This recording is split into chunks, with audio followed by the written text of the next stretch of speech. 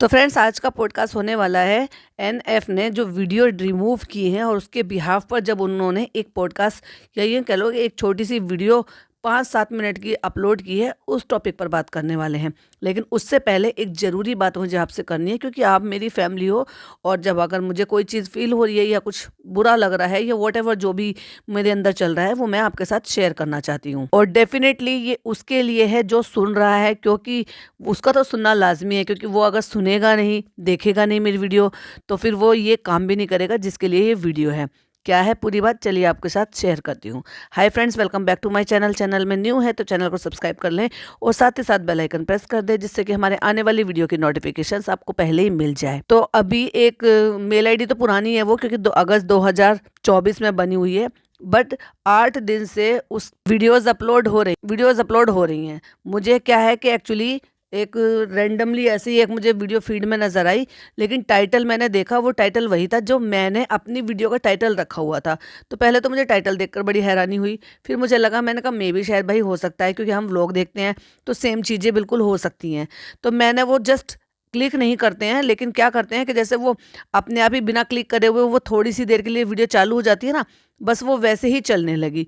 तो अब जब वो वीडियो चली एक 1-1.5 मिनट के लिए, क्योंकि मैं कुछ काम कर रही थी, तो भाई मुझे एकदम मेरे को लगा, अरे ये तो मेरी कॉपी है, बिल्कुल डिक्टो वही है। तो वो क्या कर रही हैं या कर रहा है, लेकिन चैनल का नाम तो फीमेल से ही लग रहा है, क्योंकि मॉम लिखा हुआ है उसमें। अब आप समझ ही गए होंगे कि मैं आपके लिए ही है। तो वो क्या कर रही हैं, पिछले 7-8 दिन से वो मेरी वीडियो को डिक्टो कॉपी कर रही है, डिक्टो। इवन मैं उसमें अगर अपने अपने माइग्रेन पेन बता रही हूँ तो वो भी उसमें ऐड है। अगर मैं उसमें अपनी वीडियोस में ये बता रही हूँ कि मैं अपने और अपनी बेटी के लिए ड्रेस डिज़ाइन करती हूँ शादी में, मेरे व्लॉग्स पड़े हुए हैं, तो वो भी सेम चीज़ें उसमें पड़ी हुई हैं। मतलब नकल में भी अपनी अकल नहीं लगा रही हैं। तो मैंने उनको उनकी वो वीडियो सुनी, डिक्टो कॉपी लगी, मुझे बहुत बुरा लगा। मैंने उसमें कमेंट किया और बड़े ही पोलाइटली उनको समझाया कि डियर, ये मेरी कॉपी कर रहे हो आप अपनी वीडियो की, आप कॉपी मत करें, क्योंकि आप मुझसे भी ज़्यादा बेहतर कर सकते हैं, क्योंकि सबके अलग अलग माइंडसेट होते हैं, सबका अलग नज़रिया होता है। आप अपने नज़रिए से देखिए और आप अपने नज़रिए से अपनी वीडियोस बनाइए, क्योंकि ये आपके लिए भी ठीक नहीं है और मेरे लिए भी ठीक नहीं है, क्योंकि मैं अपना नज़रिया शेयर कर रही हूँ।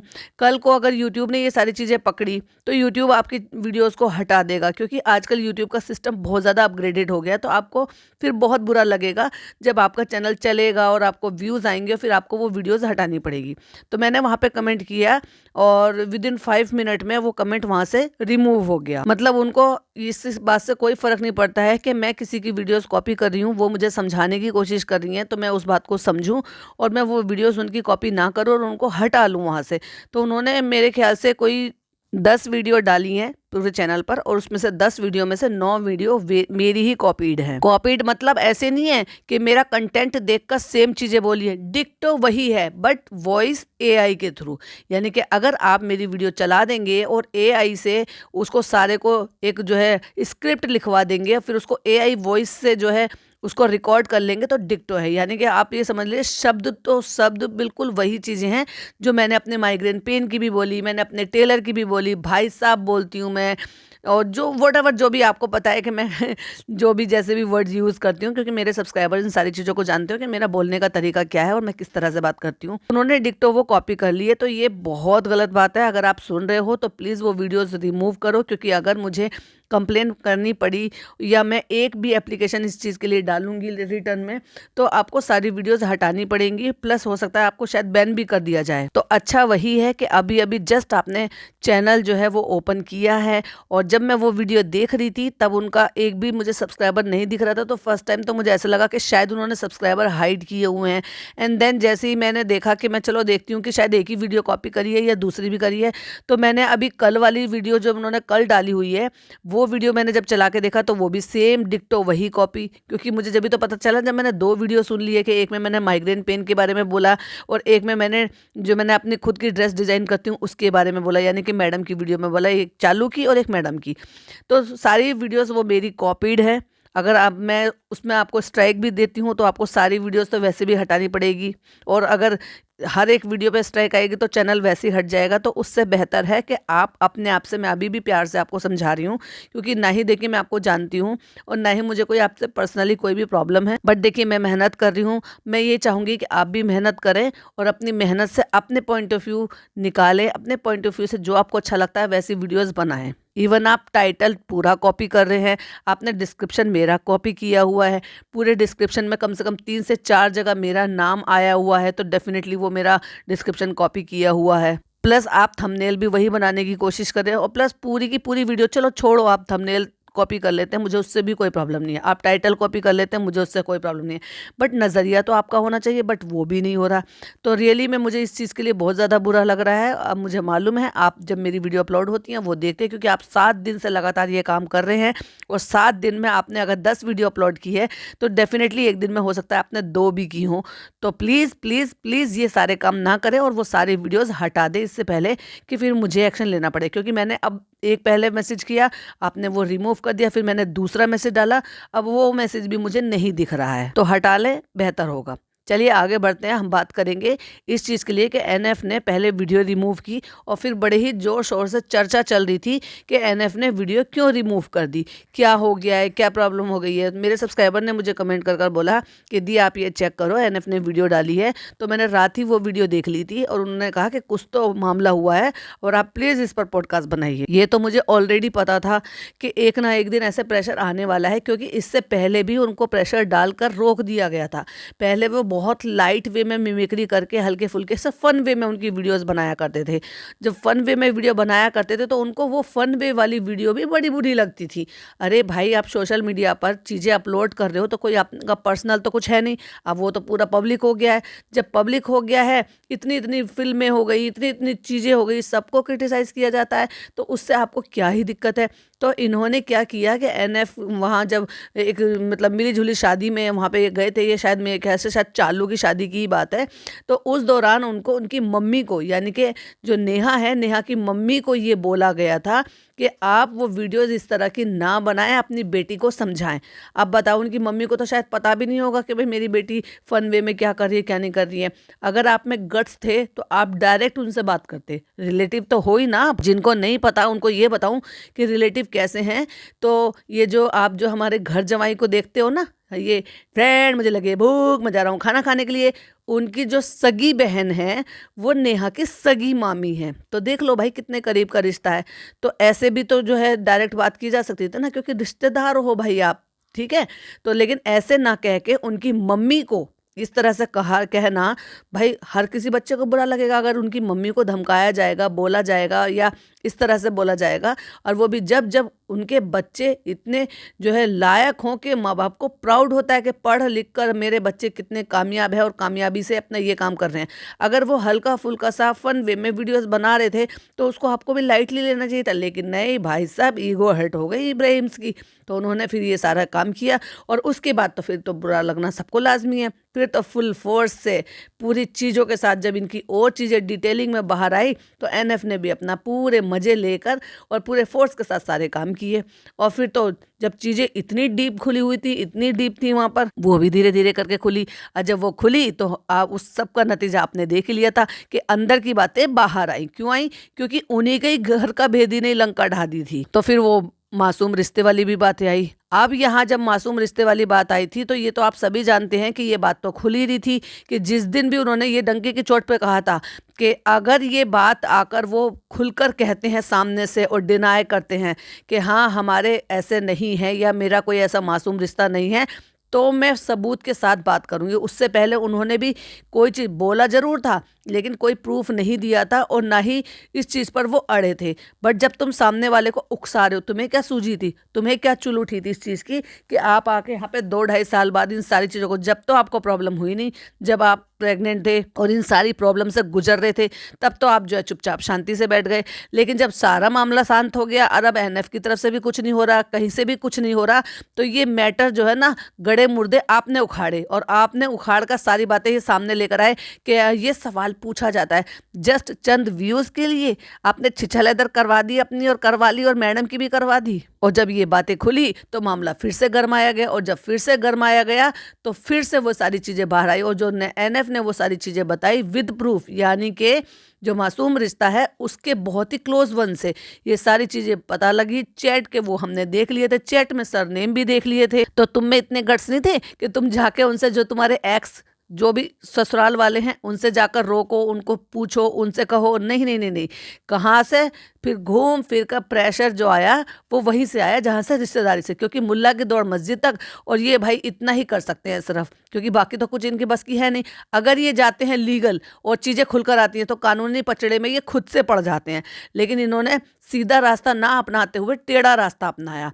और देखो भाई, अगर फैमिली से जब प्रेशर आता है, फैमिली से, समझ रहे ना, अगर फैमिली से, क्लोज वन से, रिश्तेदारों से अगर कोई भी प्रेशर आता है तो इंसान थोड़ा सा दबता है और पीछे हटता है। प्लस वो खुद एनएफ भी इस चीज़ के लिए बता रहे थे कि भाई हमें इस तरह से मैसेजेस आते हैं, गाली गलौज होती है, गाली दी जाती है, नेगेटिविटी, ये सारी चीज़ें होती हैं।